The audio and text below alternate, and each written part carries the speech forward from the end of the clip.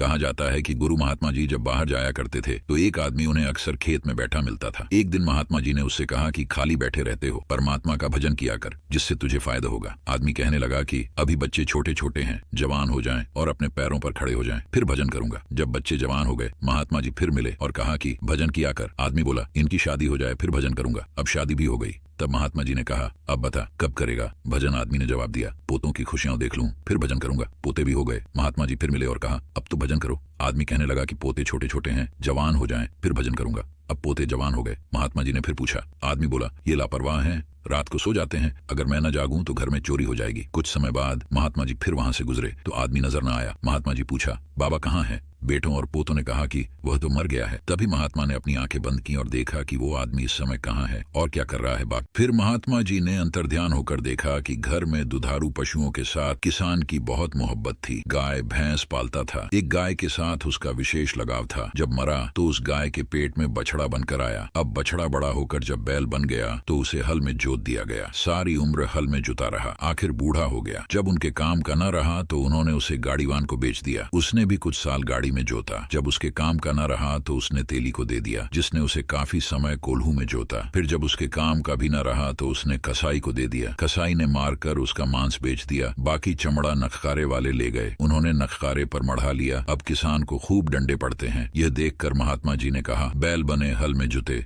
ले गाड़ी में दीन, तेली के कोल्हू रहे, पुन घेर कसाई लीन, मांस कटा बोटी बिकी, चमड़न मड़ी नकार, कुछ एक कर्म बाकी रहे, तिस पर पड़ती मार। कहानी कैसी लगी कमेंट में जरूर बताना। जाते जाते हरे कृष्णा जरूर लिखे।